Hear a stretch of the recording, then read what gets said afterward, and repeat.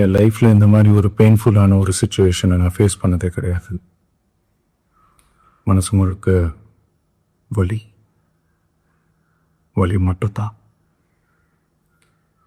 இந்த சுற்றுப்பயணத்தில் என்னென்ன மக்கள் பார்க்க வராங்க, அதுக்கு ஒரே ஒரு காரணம் தான் அவங்க என் மேலே வச்சிருக்கிற அன்பும் பாசம். அந்த அன்புக்கும் பாசத்துக்கும் நான் எப்பவும் கடமைப்பட்டிருக்கிறேன்.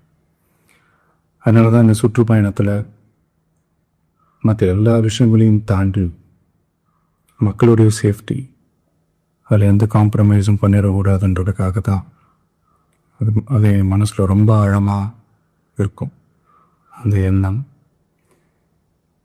அதனால தான் இந்த அரசியல் காரணங்கள் எல்லாத்தையும் தவிர்த்துட்டு ஒதுக்கி வச்சுட்டு மக்களுடைய சேஃப்டி மட்டும் மைண்டில் வச்சுக்கிட்டு அதுக்கான இடங்களை சூஸ் பண்ணுறது, அதுக்கான இடங்களை பார்த்து பர்மிஷன் கேட்குறது, போலீஸ் டிபார்ட்மெண்ட்டில் அதை ரிக்வெஸ்ட் பண்ணி கேட்போம்.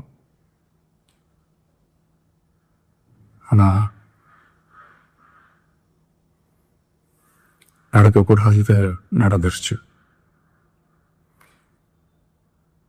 அந்த மனுஷன் தானே அந்த நேரத்தில் அத்தனை பேர் பாதிக்கப்பட்டு இருக்கும்போது எப்படி அந்த ஊரை விட்டுட்டு என்னால் கிளம்பி வர முடியும்? நான் திரும்ப அங்கே போகணும்னு இருந்துச்சுன்னா அதை ஒரு காரணம் காட்டி அங்கே வேறு சில பதட்டமான சுச்சுவேஷன்ஸ், வேறு சில அசம்பாவிதங்கள் அந்த மாதிரி எதுவும் நடந்துடக்கூடாதுன்றதுக்காக தான் நான் அவாய்ட் பண்ணேன்.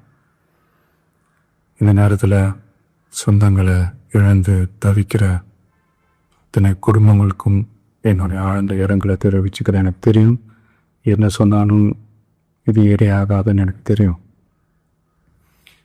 ஹாஸ்பிட்டலில் ட்ரீட் பண்ணிகிட்ருக்கிற எல்லாருமே சீக்கிரமாக க்யூர் ஆகி வரணுன்றதை இந்த நேரத்தில் நான் வேண்டிக்கிறேன். கூடிய சீக்கிரன்னு உங்கள் எல்லாரையும் நான் சந்திக்கிறேன். இந்த நேரத்தில் எங்களுடைய வலிகளை, எங்களுடைய நிலைமையை புரிஞ்சுக்கிட்டு எங்களுக்காக பேசின அரசியல் கட்சிகளை சார்ந்த நண்பர்கள், தலைவர்கள் அனைவருக்கும் என்னுடைய நன்றியை தெரிவிச்சுக்கிறேன். கிட்டத்தட்ட ஒரு 5 மாவட்டத்துக்கு பிரச்சாரத்துக்கு போனோம். இந்த மாதிரி எதுவுமே நடக்கல. ஆனால் கரூரில் மட்டும் ஏன் எப்படி நடக்குது, எப்படி நடக்குது? மக்களுக்கு எல்லா உண்மையும் தெரியும். மக்கள் எல்லாத்தையும் பார்த்துக்கிட்டு இருக்கிறாங்க.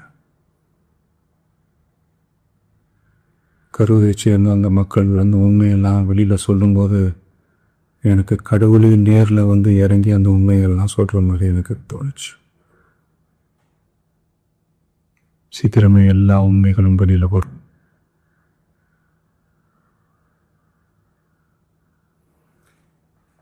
எங்களுக்கு தரப்பட்ட இடத்துல நாங்கள் போய் அந்த ஸ்பாட்டில் நின்று நாங்கள் பேசிட்டோம். அதை தாண்டி எந்த தவறும் எங்கள் சைடில் நாங்கள் பண்ணி செய்யலை. பட் இருந்தாலும் எங்கள் கட்சியை சேர்ந்த நிர்வாகிகள், தோழர்கள் மேலே எஃப்ஐஆர், அது மட்டும் இல்லை சோஷியல் மீடியாவை சேர்ந்த நண்பர்கள், தோழர்கள் அவங்க மேலே எஃப்ஐஆர்லாம் போட்டு பிடிச்சிட்ருக்குறாங்க.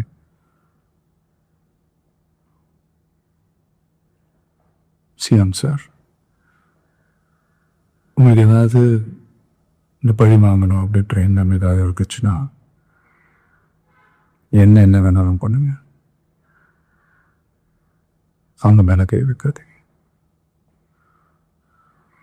நான் ஒன்றும் வீட்டில் இருப்பேன், இல்லை நான் ஆஃபீஸில் இருப்பேன். என்னென்ன வேணாலும் செய்யுங்க. நண்பர்களே, தோழர்களே, நம்மளுடைய அரசியல் பயணம் இன்னும் ஸ்ட்ராங்காக, இன்னும் தைரியத்தோட கண்டினியூ ஆகும்.